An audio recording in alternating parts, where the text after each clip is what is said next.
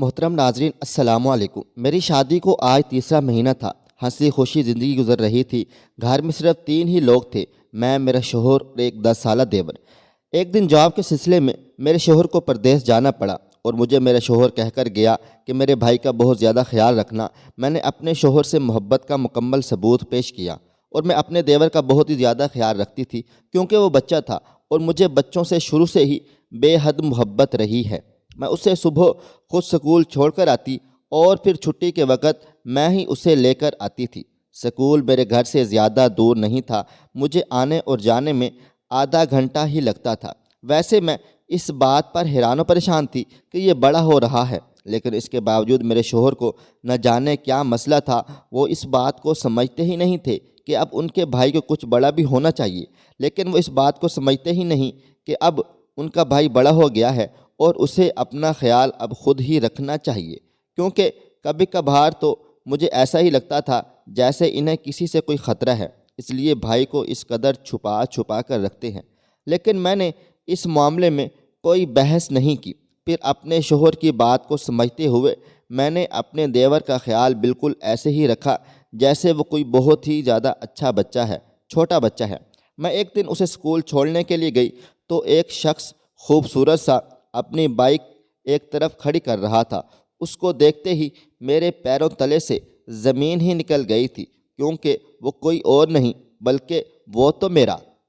लेकिन ये ऐसे कैसे हो सकता है, ये यहाँ कैसे, ये तो मर चुका था चंद साल पहले, फिर ये ज़िंदा सलामत यूँ मेरे सामने कैसे खड़ा है। मैं हैरतों के समंदर में गर्क थी, ये सब कुछ कैसे हो गया। मैंने तो कभी ये ज़िंदगी में सोचा ही नहीं था यूँ इस तरह से मेरी इससे मुलाकात बीच रास्ते में हो जाएगी।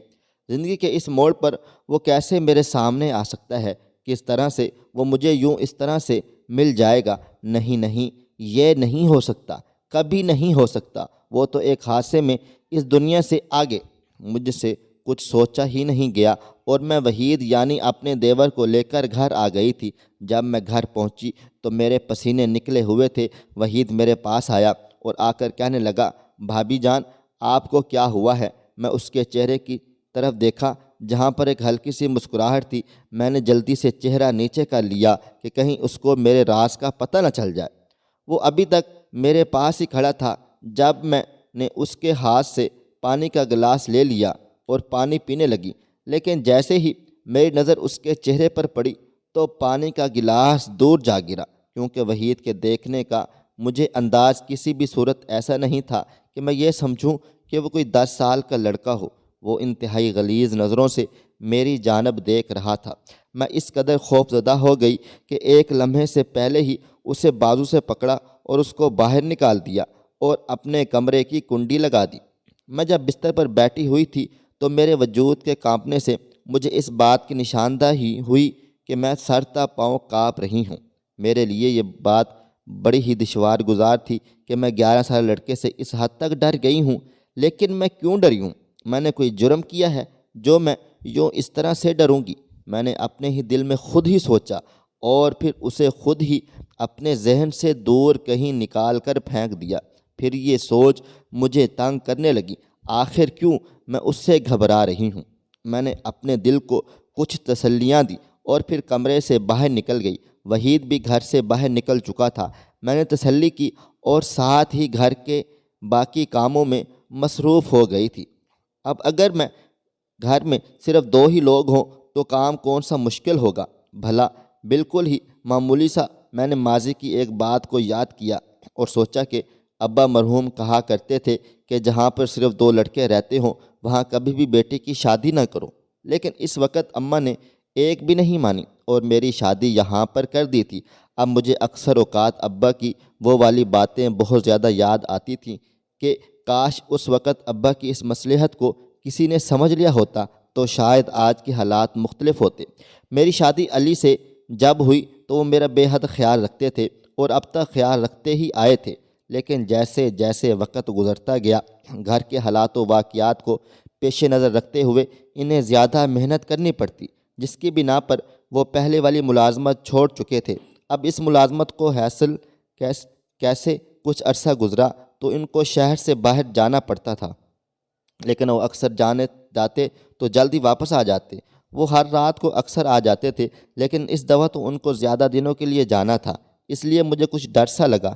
پہلے تو میں نے یہی تھا کہ ابھی آپ کو جانے کی ضرورت نہیں ہے، لیکن وہ کہنے لگے جانا تو بے حد ضروری ہے، کیونکہ وہ میری کوئی پکی ملازمت تو نہیں ہے جس کے لیے میں انکار بھی کر سکتا ہوں، اس لیے مجھے ہر صورت میں جانا پڑے گا۔ میں کیا کر سکتی تھی؟ اب تو اماں بھی نہیں تھی کہ ان کو ہی اپنے پاس بلا لوں۔ بھابھی اور بہنیں سب اپنے ہی گھروں میں رہتی تھیں، اب میں کس کو اپنے پاس بلاتی؟ اس لیے میں چپ چاپ کر کے خود ہی اپنے شوہر کا انتظار کرنے لگ گئی۔ لیکن مجھے کیا پتہ تھا یہ چند دن کہ جو وہ پردیس میں گزاریں گے پھر کس طرح سے میری زندگی مشکل ترین ہو جائے گی۔ ایک دن میں دیور کو اسکول چھوڑنے گئی تو وہ پھر سے اسی راستے میں موجود تھا۔ میں بڑی ہی خاموشی سے جلتی سے اس کے پاس سے گزر گئی اور وہ مجھے دیکھتا ہی رہ گیا تھا۔ یہ بات میرے دیور نے نوٹ کر لی تھی۔ میں اسکول کے اندر چلی گئی کیونکہ آج میرے دیور کے اسکول میں مدر ڈے تھا۔ اب بیچاری میری ساس تو تھی ہی نہیں، اس کے لیے میں اس کی ماں کی صورت میں اس کے اسکول والوں سے ملنے کے لیے چلی گئی تھی۔ جیسے ہی میں میٹنگ روم میں داخل ہوئی، وہ بالکل میرے سامنے ہی بیٹھا ہوا تھا۔ اس کی نظر مجھ پر پڑی تو جلدی سے کھڑا ہو گیا۔ اس کے چہرے پر پھیلی خوبصورت سی مسکراہٹ تو وہی تھی جو کچھ سال پہلے تھی، وہ بس ویسا ہی تھا، کچھ بھی تو نہیں بدلا تھا، بس اس کے چہرے پہ پہلے کچھ زیادہ ہی ڈر تھا، وہ بچنا اب بھی نہیں تھا۔ میں نے جلدی سے چہرہ نیچے کر لیا، لیکن شاید بہت دیر ہو چکی تھی۔ وہ نہ جانے اور مجھے کتنی ہی دیر تک دیکھتا رہا کہ وحید نے اسے سر کہہ کے متوجہ کیا۔ سر، یہ میری بھابھی ہے۔ وحید نے میرا تعارف کروایا۔ وہ کچھ ہوش میں آیا اور بڑی عزت و تکریم کے ساتھ بات کرنے لگا۔ میں بے حد کنفیوز تھی، پریشان تھی، نہ جانے کیوں میں ماضی کے جھروکوں میں داخل ہو چکی تھی۔ وحید اس کی نظروں کے تعاقب میں نہ جانے کیا سے کیا سمجھ چکا تھا۔ میں کچھ بات کی اور پھر ساتھ ہی وحید سے کہا، اب چلو، گھر میں بہت زیادہ کام کاج ہیں۔ لیکن اس کے سر نے نہ جانے کب ہمارے لیے کھانے پینے کی اشیاء منگوا لیں۔ وحید کھاتا جاتا تھا اور ساتھ میں یہ بھی کہہ رہا تھا، ارے واہ بھابھی، آپ روز آیا کریں، سر نے تو آج بڑی ہی موجیں کروا دی ہیں۔ میں نے مرتے مرتے 2 نوالے لیے اور پھر اٹھ کر باہر آ گئی۔ وحید کافی دیر کے بعد آیا اور اس سے پہلے کہ اس کا وہی سر میرے پیچھے ہی آ گیا تھا۔ میں تو پہلے ہی خود کو بچاتی ہوئی آ رہی تھی۔ میں نے جلدی سے رکشے میں بیٹھ کر وحید کو اشارہ کیا، جو اسکول سے باہر نکل کر دوستوں کے ساتھ کھڑا تھا۔ ہم لوگ گھر آ گئے تھے۔ گھبراہٹ کی وجہ سے سانس لینے میں دشواری ہو رہی تھی۔ وحید جلدی سے آ گیا اور کہنے لگا، اچھا تو بھابھی، یہ کیا چکر تھا؟ آخر اس بات کا کیا مطلب ہے؟ وحید، کس بارے میں بات کر رہے ہو؟ ارے میں تو سر مزمل کو یاد کر رہا تھا، کتنے اچھے ہیں نا، آپ ان کو جانتی ہیں پہلے سے؟ نہیں، میں تو نہیں جانتی ان کو، میرا تو ان سے کوئی دور تک کوئی واسطہ نہیں۔ اچھا، ریلیکس ہو جائیں، کیوں اس قدر گھبرا رہی ہیں؟ میں تمہارے بھائی کی وجہ سے کچھ پریشان ہوں، وہ نہ جانے کب آئیں گے، میں نے فکر مندی سے کہا، اور ہاتھ میں پکڑے گلاس کی تھرتھراہٹ سے وہ محظوظ ہو رہا تھا۔ بھائی یہاں نہیں ہے تو کیا ہوا، سر مزمل تو ہے نا؟ اور ساتھ ہی ہنسنے لگا۔ بات کرنے کے بعد اس نے ایک طنزیہ کہکا لگایا، اور میں یہ سمجھ سکوں کہ وہ ہر بات جان چکا ہے۔ میں اس قدر خوف زدہ ہوئی کہ میں اس کے سامنے ہاتھ جوڑ دیے کہ خدا کے لیے کسی کو بھی مت بتانا۔ وہ میری اس حالت سے بہت محظوظ ہو رہا تھا، لطف اندوز ہو رہا تھا، اور کہنے لگا، یہ تو اب مجھ پر ہے نا، میں کس حد تک اس راز کو اپنے ذہن میں رکھ سکتا ہوں۔ لیکن بھابھی، آپ کو دیکھ کر لگتا تو نہیں ہے کہ آپ اس قدر میرے خدا، دیکھنے میں تو آپ بے حد سیدھی سادی سمجھتا تھا، اور آپ لگتی بھی کچھ ایسی ہی ہیں، لیکن آپ نے کیسے گل اپنے زمانے میں کھلائے ہوئے ہیں، اب دیکھیں کیسے پردے اٹھ رہے ہیں، راز فاش ہو رہے ہیں، تو کیسے راز کھل رہے ہیں۔ لیکن کوئی بات نہیں، اگر آپ میرا ایک کام کر دیں تو میں یہ راز کسی کو بھی نہیں بتاؤں گا، لیکن اس کے لیے آپ کو میری ایک شرط پوری کرنی ہوگی۔ میں اس وقت جس مصیبت میں پھنس چکی تھی، میں نے ساری شرائط کو ماننے کی حامی بھر لی۔ میں نے کہا، مجھے ہر شرط منظور ہے، کیونکہ میرے ذہن میں تو یہی تھا کہ شاید یہ مجھ سے پیسے مانگے گا یا کوئی قیمتی چیز، اس کے لیے میں بے حد مطمئن تھی۔ وہی تمہیں جو کچھ بھی چاہیے مجھے بتا دو، لیکن میرے ان جڑے ہوئے ہاتھوں کی طرف دیکھو کہ خدا کے لیے کسی کو بھی مت بتانا۔ جی بہتر نہیں بتاؤں گا، لیکن اس شرط کو پورا ہو جانے کے بعد۔ وہ شرط میں آپ کو کل ہی بتاؤں گا۔ میں نے کہا آج ہی بتا دو، کیونکہ میں نہیں چاہتی کہ اس کام میں کوئی بھی تاخیر ہو۔ ارے بھابھی جان، آج تو کسی بے حد ضروری کام سے باہر جا رہا ہوں، کل لازمی بتاؤں گا، پلیز برائے مہربانی اس قدر بے چین تو مت ہو۔ یہ کہہ کر وہ باہر چلا گیا اور مجھے پوری رات کے لیے سولی پر لٹکا گیا۔ خیر میں نے ہمت کی اور اٹھ کر معمول کے گھر کے کام کاج کیے۔ علی کی مجھے اسی لمحے کال آ گئی۔ میرا وجود سوکھے پتے کی طرح کانپنے لگ گیا تھا۔ وحید نے سب کچھ بتا دیا۔ کافی دیر تک فون بجنے کے بعد میں نے موبائل فون نہیں اٹھایا، وہ بول بول کر خود ہی بند ہو گیا۔ وحید پورا دن باہر گھومنے پھرنے کے بعد گھر واپس آیا تو میں اسی کی منتظر تھی۔ کہنے لگا بھابھی جان، شرط تو میں کل ہی بتاؤں گا، اور کھانا میں نے باہر آئے دوستوں کے ساتھ کھا لیا ہے، اس لیے آپ بھی اپنے کمرے میں جا کر جلدی سے سو جائیں، بھائی کل یا پرسوں تک آ جائیں گے۔ وہ اس قدر آرام سکون سے یہ سب کچھ کہہ رہا تھا کہ میں اس کی عمر اور ذہن دونوں کا معاوضہ کر رہی تھی اور اپنے کمرے میں چلی گئی۔ رات بھر میں سولی پر ہی لٹکی رہی، نہ ڈھنگ سے کھا سکی اور نہ ہی پی سکی۔ نہ جانے مجھے کیوں لگا کہ ساتھ والے کمرے میں کوئی خسر پھسر کر رہا ہے۔ ہمارے گھر میں سارے کمرے ایسے ہی تھے، ایک کے ساتھ دوسرا کمرہ موجود تھا۔ مجھے آوازیں پہلے سے زیادہ آنے لگیں تو میں نے اپنے کمرے میں ہی سے کمرے دروازے کے سوراخ پر بنے جھانکنے کی کوشش کی۔ میرے پیروں تلے سے زمین ہی نکل گئی تھی، کیونکہ اس کے ساتھ والے کمرے میں میرا دیور ایک عورت کے ساتھ چپک کر بیٹھا ہوا تھا۔ وہ عورت اس کے بہت ہی قریب تھی اور وہ بار بار اس کے کان میں کوئی خسر پھسر کرتا تھا۔ پھر یہ سلسلہ کافی دیر تک چلتا رہا۔ پہلے تو دل یہی کیا کہ ابھی جا کر اس کو پکڑ کر بے شمار جوتے لگاؤں، لیکن پھر دوسرے ہی لمحے یہ سوچ ستانے لگی کہ وحید بے حد تیز ہے، یہ نہ ہو کہ میرے جانے پر کہیں اس عورت کو ادھر ادھر چھپا دے اور پھر اپنے کہے کو مانے ہی نہیں۔ اس لیے میں نے 1 یا 2 دن مزید انتظار کرنے کا سوچا۔ اگر میں نے اس کو اس حالت میں دیکھا تو پھر بھی اس کو کبھی معاف نہیں کروں گی۔ خیر بڑی ہی مشکل سے وہ رات گزری۔ اگلے دن اتوار تھا، اس لیے اس نے سکول نہیں جانا تھا، اس لیے میں نے بے فکری سے سوئی رہی، لیکن جیسے ہی مجھے ایک دم سے یاد آیا تو جلدی سے اٹھی اور جا کر وحید کو جگا دیا۔ وہ ایک دم سے ہڑبڑا کر اٹھ بیٹھا اور ساتھ ہی کہنے لگا بھابھی جان، اتوار کو تو سکون سے سونے دیا کریں۔ وہ میں کہہ رہی تھی کہ میں گرم گرم ناشتہ بنانے لگی ہوں، تم بھی ابھی آ کر کھا لو۔ وہ میرے چہرے کی جانب دیکھنے لگا اور پھر کچھ کہے بنا ہی میرے پیچھے پیچھے کچن میں آ گیا تھا۔ وہاں ایک سٹول پر بیٹھا اور ساتھ ہی جمائیوں پر جمائیاں لینے لگا۔ رات بھر سوئے نہیں ہو کیا؟ میں نے تو ویسے ہی ایک رسمی سی بات کی تھی، لیکن وہ اس بات کو نہایت غلط رنگ دے گیا اور فوراً سے کہنے لگا بھابھی جان، رات بھر جاگنا تو آپ کا کام ہے، کسی کی یادوں میں بھلا ایک معصوم سا بچہ کیا کروں گا جاگ کر؟ میں اس کی اس بات پر اس قدر شرمندہ ہو گئی کہ پھر مزید کوئی بات ہی نہ کر سکی۔ وہ بڑے ہی مزے سے ناشتہ کرتا رہا۔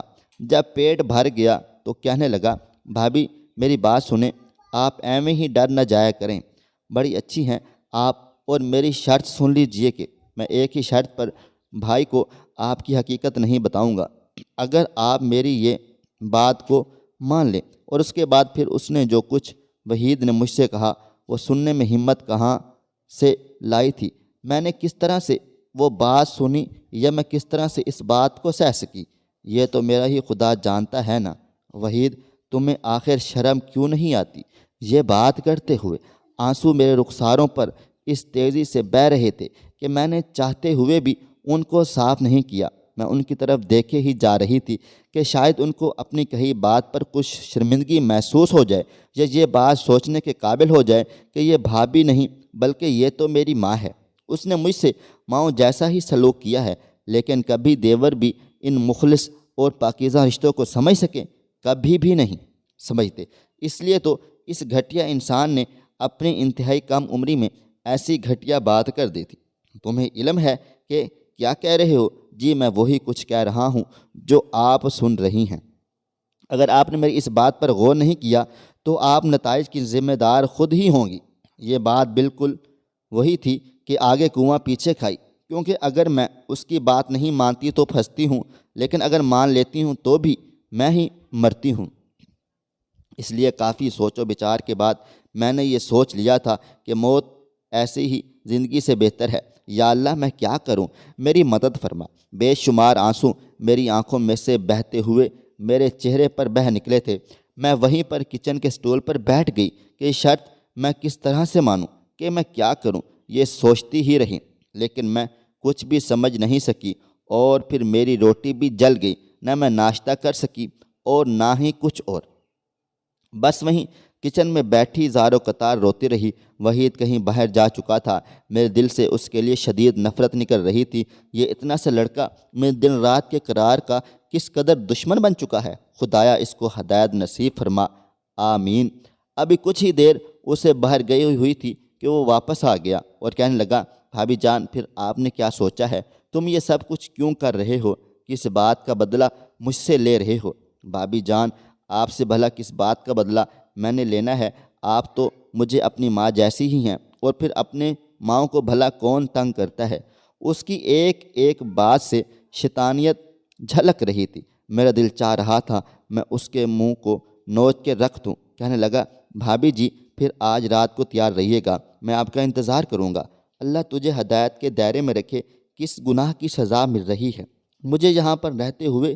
میں تو انتظار ہی کرتی رہی کہ دن ہی بڑھا دے، رات کبھی ہو ہی نہ، کیونکہ اس رات میرے منہ پر تو کالک مل ہی دینی تھی، لیکن کیونکہ اس کالک کی سیاہی سے کچھ اور نہیں تو میرے دل کے اجالے میلے لازمی ہو جانے تھے۔ میں چپ چاپ بیٹھی رہی۔ شام کی اذانیں شروع ہو گئیں، یعنی رات ہونے میں کچھ ہی دیر باقی تھی، مطلب کہ میری موت کے پروانے میں کچھ ہی لمحے باقی ہیں۔ عشاء کی اذانیں شروع ہو گئی تھیں اور میں نماز کے لیے اٹھ گئی، اور میں جائے نماز پر کھڑی ہی ہوئی تھی کہ دروازے پر زور زور سے دستک ہونے لگی۔ میں اب اپنی نماز تو نہیں توڑ سکتی تھی، نہ اس لیے میں دروازے پر ہونے والی دستک کی پرواہ کیے بنا ہی نماز کو جاری رکھا تھا۔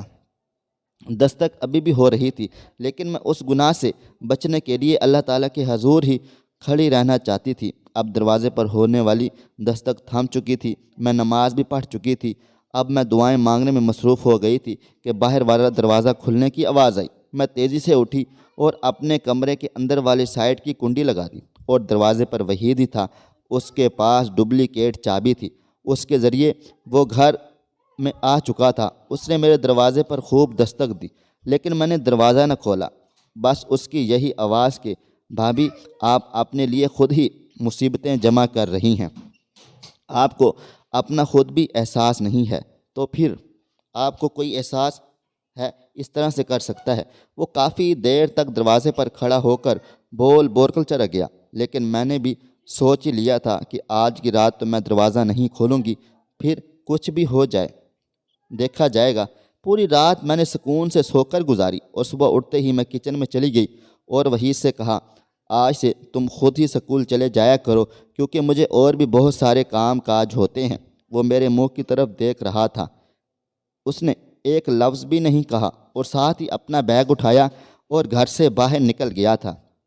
لیکن میں ہی کچھ دیر کے بعد راستہ بدل کر اس کے پیچھے ہی چلی گئی، کیونکہ میں بھی دیکھنا چاہتی تھی کہ یہ کن کاموں میں پڑا ہوا ہے اور اس کے تعلقات کیسے لوگوں کے ساتھ ہیں، کیونکہ جتنی اس کی عمر تھی اس سے تو بہت بڑے وہ کام کر رہا تھا۔ میں اس کے پیچھے پیچھے چل رہی تھی، اس سے بے خبر رکھتے ہوئے کہ اس کے سکول کے راستوں کو بدل کر جاتے ہوئے۔ جب میں اس کے سکول کے قریب پہنچی تو میں نے گارڈ سے پہنچا کہ وحید سکول پہنچ گیا ہے؟ تو وہ کہنے لگا، ہاں پہنچ گیا ہے۔ میں کچھ مطمئن سا ہو کر گھر کی طرف لوٹ آئی۔ جب میں گھر کی طرف لوٹ رہی تھی تو سر مزمل مجھے راستے میں ملے اور کہنے لگے، میرے ساتھ آپ نے یہ سب کچھ کیوں کیا؟ مسلسل میری آنکھوں میں دیکھتے ہوئے، مجھ سے ہی مخاطب ہوتے ہوئے۔ میں نے تو پہلے تیز تیز چلنا شروع کر دیا تھا، لیکن جب مسلسل اسے اپنے پیچھے چلتے ہوئے پایا تو ایک دم سے ایک جگہ پر رک گئی تھی۔ اس سے پوچھا کہ اگر ماضی نہیں بھلایا جاتا تو اس وقت کہیں غائب نہیں ہونا تھا نا؟ اب جب میں اپنے گھر میں خوش و خرم ہوں تو پھر مجھ سے کیوں یہ سب کچھ کروانے پر مجبور کر رہے ہو؟ تمہیں کیا لگتا ہے کہ تمہارے اس طرح کرنے سے میں یہ حال میں پھر سے ماضی میں کہیں چلی جاؤں گی؟ یہ تمہاری بھول ہے، تو ایسا تو کبھی بھی نہیں ہوگا۔ میں اچھی خاصی اس کو سنا کر تیزی سے چلتی ہوئی گھر کی طرف تقریباً دوڑتے ہوئے داخل ہو گئی تھی۔ میں ایک دم سے حیران و پریشان ہو گئی کہ دروازے پر تالا اب نہیں لگا تھا۔ میں نے جلدی سے دروازہ کھولا تو خوشی کی انتہا نہ رہی کہ سامنے علی کھڑے تھے، لیکن وہ ہمیشہ کی طرح مسکرا نہیں رہے تھے، بے حد تھکے ہارے ہوئے تھے۔ میں بھاگ کر ان کے سینے سے جا لگی۔ وہ جلدی سے مجھے ایک طرف کرتے ہوئے کمرے میں چلے گئے اور میں ان کے رویے سے بے حد پریشان ہو گئی تھی کہ یہ سب کچھ کیا ہو رہا ہے۔ ایک دم سے میرے ذہن میں یہ آیا کہ شاید وحید نے انہیں کچھ ایسا نہ بتا دیا ہو۔ وہ شاور لے کر باہر نکلے تو میں نے کہا، میں ناشتہ بناتی ہوں، کر لیں۔ انتہائی سرد مہری سے مجھے جواب دیا گیا، میں ناشتہ کر کے آیا ہوں۔ علی، کچھ ہوا ہے کیا؟ میں نے مزید قریب جا کر پوچھا تو کہنے لگا، نہیں ابھی ہوا تو نہیں، لیکن بہت جلد بہت کچھ ہونے والا ہے، تم جاؤ۔ میں ٹپ ٹپ رونے لگ گئی اور یہی سوچنے لگی کہ اے خدا، میرے ماضی سے کہیں بھی میری طرح میرا پیچھا چھڑا دے۔ میں نہیں جانتی تھی میرے کون کون سے گناہ اس قدر زیادہ ہیں جس کی مجھے ایسی سزائیں مل رہی ہیں۔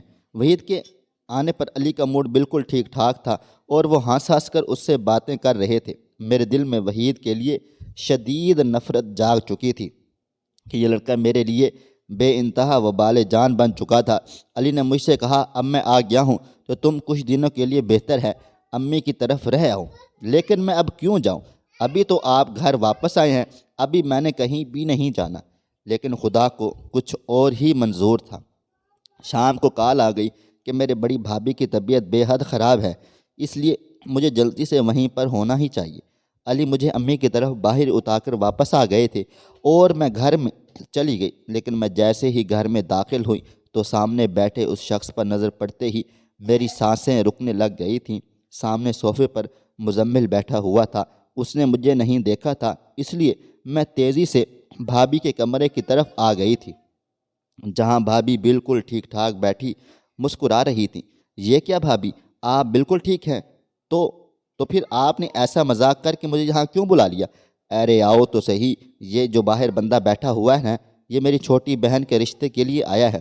میں نے اسے یہیں بلا لیا تاکہ تمہارے بھائی اس سے مل لیں اور ساتھ ہی ایک دوسرے سے کھل کر باتیں کر لیں، کیونکہ اس کے ماں باپ نہیں ہیں اور جو کچھ بھی کرنا ہے نا، اس نے اب خود ہی کرنا ہے۔ بھابھی مجھے بے حد راز سے اور خوش ہو کر بتا رہی تھی۔ میں ان کے منہ کی طرف ہی دیکھ رہی تھی۔ اگر آپ نے اس سے رشتہ کرنا ہے تو پھر مجھے یہاں جھوٹ بول کر بلانے کا کیا مقصد بنتا ہے؟ میں واقعی بھابھی سے ناراض ہو چکی تھی، اس لیے میں کچھ بھی نہیں کہہ رہی تھی۔ میں خاموش تھی، چپ تھی۔ وہ مجھے منانے کی مسلسل کوشش کر رہی تھی، لیکن میں ایک طرف منہ بنا کر بیٹھ گئی تھی۔ کچھ ہی دیر کے بعد بھائی نے ہم سب سے کہا کہ کھانا لگائیں۔ میں نے نہ چاہتے ہوئے بھی کھانا لگایا اور پھر اس پہ مصیبت کہ مجھے وہ کھانا ساتھ بیٹھ کر کھانا پڑا۔ مزمل کی نظریں مجھ پر مسلسل ہی جمی ہوئی تھیں۔ دیکھی تو میں بے حد پریشان ہوئی۔ ابھی ہم لوگ کھانا کھا رہے تھے کہ اچانک ہی علی اور وحید بھی وہیں پر آ گئے۔ ارے واہ، یہاں تو بہت بڑی پارٹی ہو رہی ہے، اور وہ بھی ہمارے بنا۔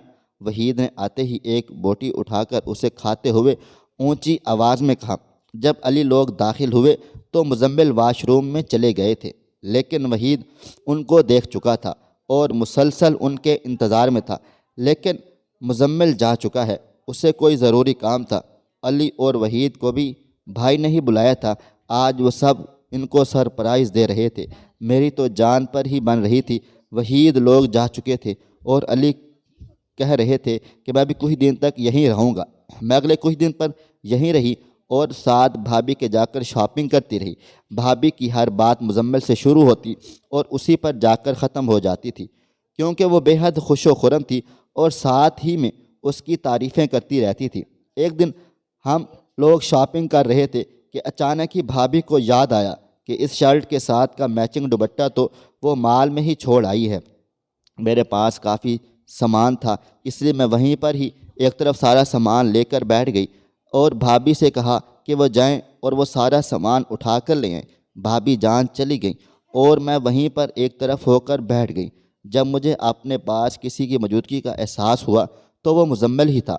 تو میں یہی سمجھتی ہوں کہ تم میرا پیچھا مسلسل کر رہے ہو۔ کیا چاہتے ہو تم؟ میں تمہارے پیچھے کیوں آؤں گا؟ تم نے خود کو کیوں ایک ایسے خول میں بند کر لیا ہے جہاں پر تمہارے ارد گرد بس پریشانیاں ہی پریشانیاں ہیں، ٹینشن ہی ٹینشن ہے؟ وہ نہایت شفقت سے پوچھ رہا تھا۔ نہ جانے کتنے عرصے کے ضبط کیے ہوئے آنسو تھے جو اس کی بات پر چھلک پڑے۔ وہ آگے بڑھا اور مجھے ایک ٹیشو دیا۔ میں نے بے انتہا بے خبری میں وہ ٹیشو پکڑ لیا۔ مجھے نہیں پتہ میں نے وہ کس طرح اس ٹیشو کو پکڑا اور پھر میں نے اس سے اپنے آنسو صاف کیے۔ کچھ ہی دیر کے بعد بھابھی بھی آ گئی تھیں۔ انہوں نے نہ جانے دیکھا یا نہیں، لیکن مجھ سے پوچھا کچھ بھی نہیں۔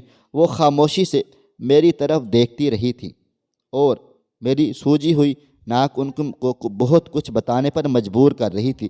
بھابھی جان نے مجھ سے پیار سے پوچھا کیا ہوا؟ میں نے سادگی سے جواب دیا کہ اماں ابا بہت یاد آ رہے ہیں۔ انہوں نے مجھے گلے سے لگا لیا اور ساتھ لے کر چل پڑی تھیں۔ آج کی شاپنگ بس اتنی ہی تھی کیونکہ میری طبیعت ٹھیک نہیں تھی۔ جب ہم لوگ گھر پہنچے تو بھائی کی بہت اونچی آواز میں باتیں کرنے کی آوازیں آ رہی تھیں، جیسے کہ کسی سے لڑائی جھگڑا کر رہے ہوں۔ ہم لوگ تیزی سے اندر گئے تو اندر علی بیٹھے تھے۔ وہ میرے ہی بارے میں کچھ الٹا سیدھا بول رہے تھے۔ میں کوئی آوارہ لڑکی ہوں جو میں مال میں یوں غیر لڑکوں کے ساتھ ملتی رہتی ہوں؟ بھائی سے یہ بات بالکل بھی برداشت نہیں ہوئی اور وہ میری طرف بڑھے اور پوچھنے لگے کہ یہ سب کچھ کیا ہے بیٹا؟ بھائی ہمیشہ مجھے بیٹا کہہ کر ہی پکارتے تھے۔ ارے یہ بتائے کہ ہماری تو قسمت ہی خراب تھی جو ہم نے اس کو اس گھر میں جگہ دے دی۔ اب بس اسے رکھیں، اب میرا گھر میں سے اس کے ساتھ کوئی بھی تعلق نہیں ہے۔ ایک دم علی کے منہ سے یہ باتیں سنی تو میں نے علی سے بھائی سے کہا کہ ابھی اور اسی وقت وحید اور مزمل کو بھی بلائیں۔ بھائی نے فوراً ہی دونوں کو یہاں کال کر کے بلا لیا۔ کچھ ہی دیر بعد دونوں یہاں پر آ گئے تھے۔ جیسے ہی مزمل گھر میں داخل ہوا تو علی پر نظر پڑی۔ علی نے مزمل کو دیکھا تو پت جھڑ کے آنسو دونوں کی آنکھوں سے بہنے لگے۔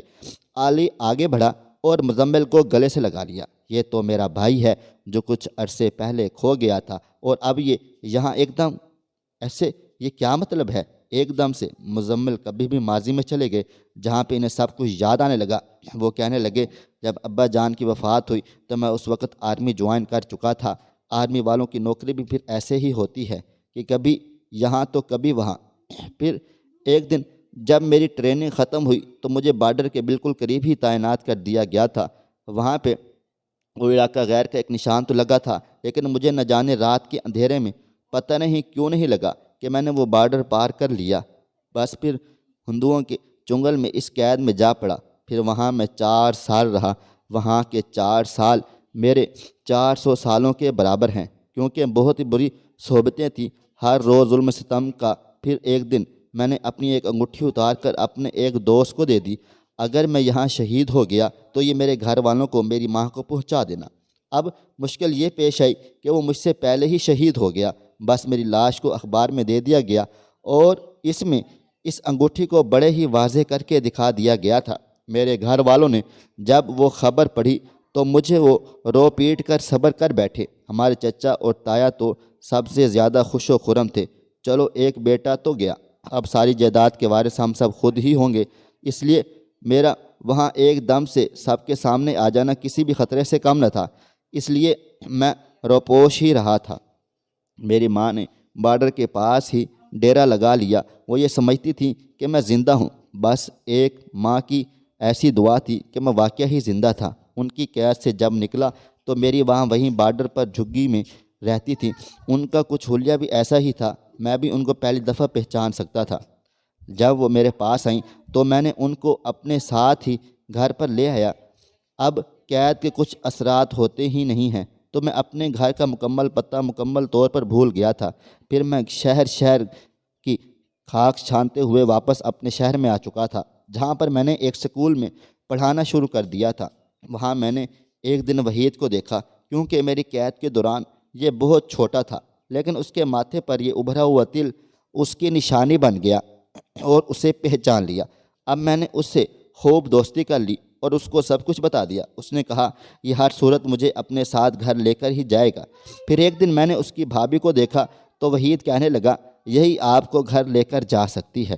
بس پھر میں نے اس سے میل ملاپ بڑھانے کی کوشش کی، لیکن آفرین اس عورت پر کہ اس نے مجھے کبھی بھی ذرا بھی کوئی لچک نہیں دی، بلکہ اس نے ہمیشہ ہی مجھ سے بہت ہی سخت اور تند و تیز لہجے میں بات کی، اور پھر اس نے وحید کی بھی کوئی بات نہیں مانی۔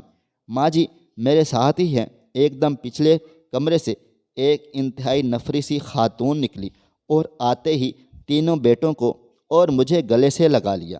ہم سب ہی بے حد خوش و خرم تھے، لیکن وحید کی خوشی تو دیدنی تھی، کیونکہ وہ سب سے چھوٹا ہونے کی بنا پر سب سے زیادہ ماں کو یاد کرتا تھا۔ ہم سب کے چہرے کھلے ہوئے تھے، سب کے چہروں پر بے حد اطمینان تھا، کیونکہ اب چچا تایا کا بھی کوئی خطرہ نہیں تھا، کیونکہ مزمل کے پاس ایک فوجی گارڈ بھی موجود تھا۔ علی نے سب کے سامنے مجھ سے معافی مانگی تھی، اور میں نے بھی اس کو صدقے دل سے معاف کر دیا تھا۔ خواہش صرف اتنی ہے کہ کچھ الفاظ لکھوں جسے کوئی گمراہی کے راستے پہ جاتے جاتے رک جائے، اور نہ بھی رکے تو سوچ میں ضرور پڑ جائے۔ پیارے دوستو، امید کرتا ہوں کہ آپ کو یہ ہماری کہانی پسند آئی ہوگی۔ کہانی پسند آئی ہو اس ویڈیو کو لائک کریں، کومنٹس کریں، شیئر کرنا بالکل بھی نہ بھولیں، اور ہاں، اگر آپ لوگ اس چینل پر نئے ہیں تو اس چینل کو سبسکرائب ضرور کر لیں اور نوٹیفیکیشن کو ضرور دبا دیں، تاکہ آنے والی کہانی سب سے پہلے آپ کو مل سکے۔ ملتے ہیں کل ایک نئی اور دلچسپ کہانی کے ساتھ۔ تب تک اپنا ڈھیر سارا خیال رکھیے گا۔ اللہ حافظ۔